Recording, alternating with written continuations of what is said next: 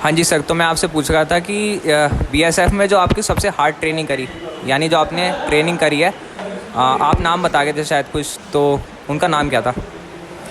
मैंने ट्रेनिंग करी है बीएसएफ एकेडमी टेकनपुर में, जो कि ग्वालियर के नज़दीक है। और हमारे जो सब इंस्पेक्टर का जो बैच था उसमें टफेस्ट ट्रेनिंग हमारी रही है, जो हमें दी गई थी श्री महेंद्र कुमार, डिप्टी कमांडेंट हैं बॉर्डर सिक्योरिटी फोर्स में, और अभी इस टाइम पे इंडिया के टॉप कमांडो हैं, टॉप ब्लैक कैट कमांडो एनएचजी में, नेशनल सिक्योरिटी गार्ड। सो यहीं आपका इंटरव्यू सर ख़त्म होता है। अच्छा लगा, आप हमारे गुरु हैं सर, और आप एक देश के जवान हैं। आपने देश के लिए, मतलब देश के लिए आपने बीएसएफ ज्वाइन करा, बीएसएफ में भी आपने जॉब करी, और आप अभी यहाँ पे इतने सारे लोगों को ट्रेनिंग कर रहे हो, ट्रेन कर रहे हो आप यहाँ पे इतने सारे लोगों को। सबसे अच्छी बात यह है कि मैं हर किसी को एजुकेट करना चाहता हूँ बॉडी बिल्डिंग के बारे में, क्योंकि लोगों में एजुकेशन बहुत कम है। कुछ लोग हैं जो सिर्फ पैसे कमाने के लिए छोटे छोटे बच्चों को गलत गाइड कर देते हैं कि यार ये ले लो वो ले लो, सिर्फ अपनी जेब भरने के लिए 1000-2000 के चक्कर में कुछ ऐसी अननेसेसरी मेडिसिन वगैरह, इलीगल मेडिसिन, इंजेक्शंस वगैरह भी दे देते हैं जिनको नॉलेज नहीं है। और हमारे जिम में सबसे अच्छी खासियत ये है कि जो चीज़ सामने है आपको नेचुरली ही सारी चीज़ गाइड करी जाएंगी, without any medicine, without any thing. ठीक है, मेनली हमारा फोकस रहता है कि जो घर की नेचुरल डाइट है उस पर ज़्यादा से ज़्यादा फोकस करें। तो सर जैसा कि मैंने अभी यहाँ पे जिम में मैं एंटर करा था, तो मुझे मंजीत भैया मिले थे, तो मैं बैठा, मैंने बातचीत करी, तो बहुत ही हाई नॉलेज ट्रेनर्स रखे हैं सर ने यहाँ पे। एंड 10 मिनट बात करके पता चल गया कि मैं क्या कहाँ गलती कर रहा था वार्म अप में। एंड सपोज़ करो मैंने 1 मंथ यहाँ पे जिम कर लिया ना, आधी से ज़्यादा गलतियाँ मेरी सुधर जाएंगी, जो कि मैं एज अ बिगनर करता हूँ। ठीक है, एक मैं बात आपको और बताना चाहूँ कि हमारे जिम में जो ट्रेनर्स हैं वो वेल सर्टिफाइड हैं, इवन ए सर्टिफाइड भी हमारे पास ट्रेनर्स हैं, जो कि जिन्होंने 10 से 15 सर्टिफिकेशन और करे हुए हैं, जिनकी नॉलेज बहुत ज़्यादा है। मुरादाबाद में कुछ ही लोग हैं ऐसे जो बहुत अच्छा काम कर रहे हैं, और हम उनमें से एक हैं। और हम कोशिश यही करते हैं कि हर किसी को अच्छे से एजुकेट करें, उस चीज़ को जो बेसिक्स हैं कम से कम वो एक इंसान को पता होना चाहिए कि हम कर क्या रहे हैं, हम डाइट कैसे ले रहे हैं, कैसे अपनी डाइट को मेंटेन कर सकते हैं। ऐसा नहीं कि जो लोगों ने गलत गाइड कर दे कि ये खा लो वो खा लो, ये वाली मेडिसिन से लो। आराम से नेचुरली हम घर की डाइट लो और अच्छे से वर्कआउट करो, नेचुरली सारी चीज़ें आप पॉसिबल हैं। सो आपने जब नेचुरल ऐसा कॉम्पीट करा था, है ना, बीएसएफ की तरफ से, तो कुछ टैबलेट्स तो आती हैं जो नेचुरली होती हैं, जो आपने ली होंगी? नहीं, मैंने कोई टैबलेट वगैरह कुछ नहीं ली, मैंने सिर्फ नॉर्मल वर्कआउट करा, और कंडीशनिंग उसमें जो नेचुरल कंडीशनिंग होती है वो नॉर्मल दिखाई देती है ऐसे।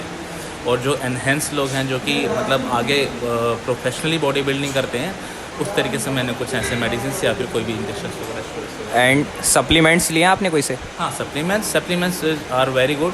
आप वे प्रोटीन है, क्रिएटिन है, ये मैंने नॉर्मली ऐड कर सकता हूँ, और डिफरेंट टाइप ऑफ मल्टीविटामिन्स मैं लेता हूँ। तो ये सेफ़ चीज़ें हैं, कोई इसमें ऐसा कुछ नहीं है कि ये लेना और शुड लेना बहुत अलग अलग, उनमें काफ़ी डिफरेंस है। एक सवाल भैया हमारी ऑडियंस के बहुत ज़्यादा कहते हैं, फ़िलहाल तो वो मैंने बता दिया है। वो क्वेश्चन ये है कि 15-16 साल के जो बच्चे हैं या फिर जो अपने जिम रैट्स हैं, क्या वो क्रिएटिन ले सकते हैं? तो ये आप क्लियर करिए। हाँ, अगर, लेकिन सबसे पहले वो डाइट किस लेवल की है उनकी, और अपना वर्कआउट किस तरीके से वो कर रहे हैं, और उनमें उस चीज़ वो सप्लीमेंट्स वगैरह ऐड करते हुए काफ़ी ध्यान देने की ज़रूरत है। वैसे तो मैं ये बोलूँगा कि ना ऐड करें स्टार्टिंग से ही, पहले अपने आप को इंटरनली बेटर करें, अपनी डाइट वगैरह अच्छी रखें।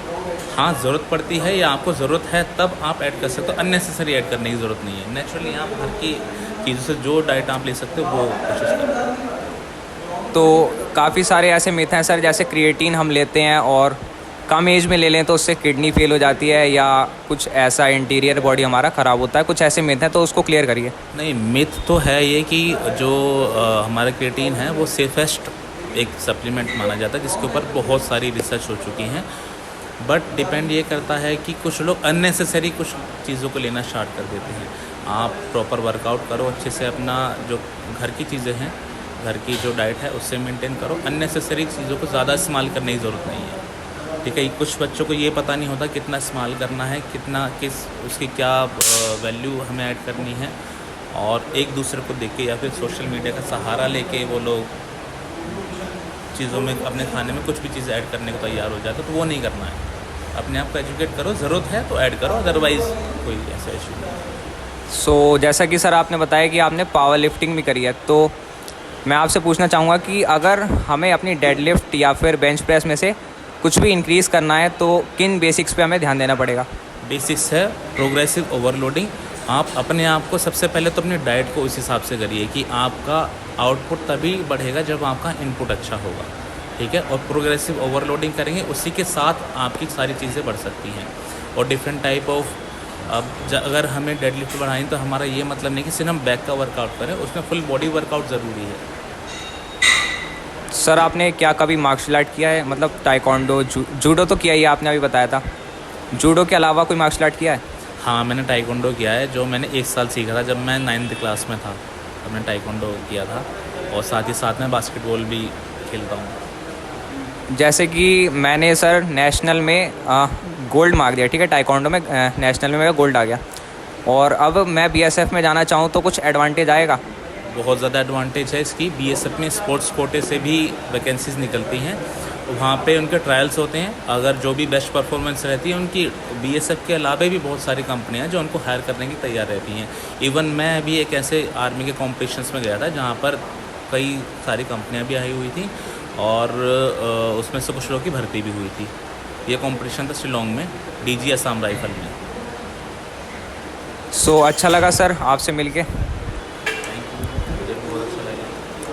सो गाइस, वीडियो पसंद आई हो तो लाइक करना, भैया के लिए लाइक करना, ठीक है। मैं तो कुछ नहीं होता, भैया बीएसएफ में है, इतनी मेहनत करते हैं, और भैया इतने लोगों को सुधार रहे हैं यहाँ पे। ख़ास बात तो ये है, जिम खोला है भैया ने यहाँ पे, 100-200 जितने बंदे आते हैं सबको भैया मतलब ऐसे ट्रेनर लगा रखे हैं यहाँ पे।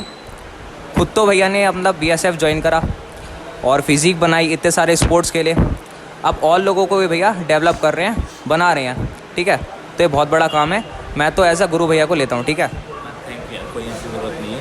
हमेशा मेरा ध्यान है लोगों को एजुकेट करने का, चीज़ों को समझने का, और अच्छे तरीके से चीज़ों को परफॉर्म करने का। मिसगाइड ना हो। सोशल मीडिया पे बहुत सारी चीज़ें जो मिसगाइड करती हैं, मिसगाइड ना हो। एक अच्छे ट्रेनर कोई भी हो सकता है, वो मैं ये नहीं कह रहा कि हम या फिर हमारे जिम में हैं, आप अच्छे ट्रेनर जो भी होगा वो आपको हमेशा अच्छे तरीके से गाइड करेगा।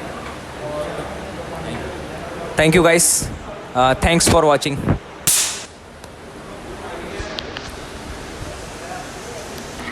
एक ना भैया अभी थंबनेल भी लेना है, फ़ोटो लेनी है थंबनेल पर लगाने के लिए।